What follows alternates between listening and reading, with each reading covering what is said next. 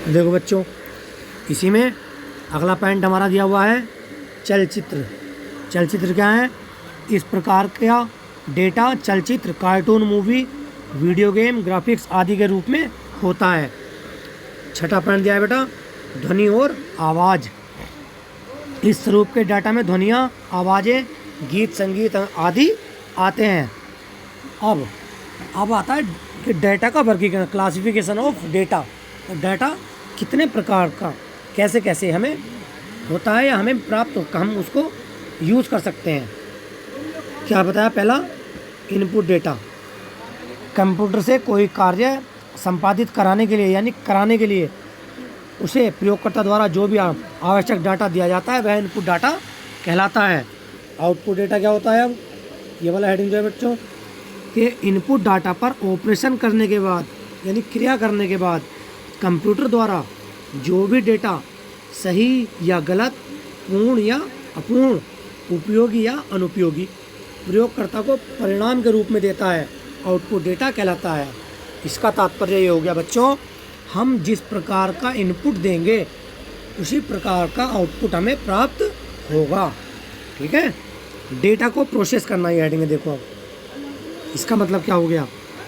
इससे पहले एक पॉइंट और है, जानकारी और इन्फॉर्मेशन। कंप्यूटर द्वारा प्रदान किया गया महत्वपूर्ण व उपयोगी आउटपुट डेटा जिसे प्राप्त करने के लिए हमने कंप्यूटर का प्रयोग किया है उसे इन्फॉर्मेशन कहते हैं। ठीक है। अब आता है डेटा प्रोसेस करना। कंप्यूटर द्वारा डाटा पर कोई भी ऑपरेशन या क्रिया करना डाटा को प्रोसेस करना कहलाता है। अब वो क्रिया कैसे होती है बच्चों? देखो ये डायग्राम के माध्यम से समझाया, बहुत अच्छा डायग्राम है। सबसे पहले हम क्या करते हैं बच्चों? इनपुट देते हैं, इनपुट डेटा। फिर बीच में देखो क्या लिख रहा है? प्रोसेसिंग। प्रोसेस होगी उस पर क्या प्रोसेस हो गया? देखो 3 + 5 = 8 यानी कि प्लस हो रहा है। उसका कौन सी क्रिया हो रही है? इन दोनों अंकों पर प्लस की, जोड़ की। और आउटपुट में क्या हमें मिल गया बेटा? 8। ये हमारा डेटा का प्रोसेस करने की क्रिया हो गई। ठीक है। इसके बाद जो हमारा अगला हेडिंग है बेटा वो है क्या? व्यक्ति, प्यूपिल।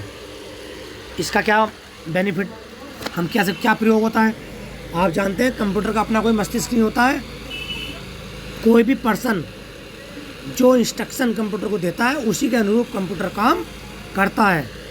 तो कंप्यूटर सिस्टम के साथ कुछ ऐसे व्यक्ति जुड़े होते हैं जिनके बगैर कंप्यूटर सिस्टम कोई भी कार्य करने में असमर्थ होता है। पहला पॉइंट बताया प्रयोगकर्ता यानी कि यूज़र, यानी कि आप और हम जो भी कंप्यूटर का प्रयोग करते हैं।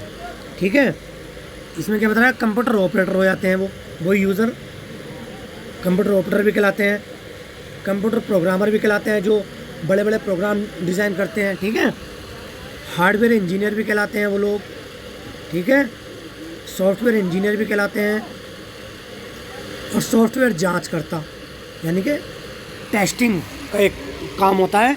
जब आप आगे जा कर के बीटेक, बीसीए वगैरह में पढ़ोगे तो उसमें एक क्लाइंट सर्वर टेक्नोलॉजी का एक पूरी बुक आपको पढ़ने के लिए मिलेगी। उसमें आपको सॉफ्टवेयर कैसे डेवलप किया जाता है, उसकी लैंग्वेज होती है C++, जावा। ठीक है। प्रेजेंट टाइम में पाइथन वगैरह काफ़ी चल रही है, C# आ गया है।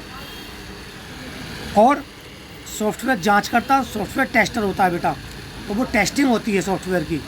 ये 2 प्रकार की होती हैं, जब आप आगे पढ़ोगे तब सीखोगे। वाइट बॉक्स टेस्टिंग कहलाती है एक, और एक कहलाती है ब्लैक बॉक्स टेस्टिंग। ठीक है। 5वां पॉइंट इसमें दिया है तरीके तथा गाइडलाइन के। तरीके गाइडलाइन क्या मतलब कि किस प्रकार से हम कंप्यूटर का प्रयोग करना चाहिए, क्या क्या चीज़ों को हमें फॉलो करना चाहिए, ये चीज़ों के बारे में बताया गया है। इसका मतलब कि कंप्यूटर पर काम करते समय हमें सबसे पहली बात क्या होती है कि हमारा जो सप्लाई है, लाइट जिसके माध्यम से हम कंप्यूटर का प्रयोग कर रहे हैं बेटा, वो सुचारू होनी चाहिए। ज़्यादा उसमें अप डाउन नहीं होना चाहिए। क्यों? फ्लक्चुएशन होगा आपके मदरबोर्ड में, आपके सीपीयू में, किसी भी जो आईसी होती है छोटी छोटी बनी हुई इंटीग्रेटेड सर्किट, ठीक है, उनमें प्रॉब्लम क्रिएट हो जाती है। ठीक है।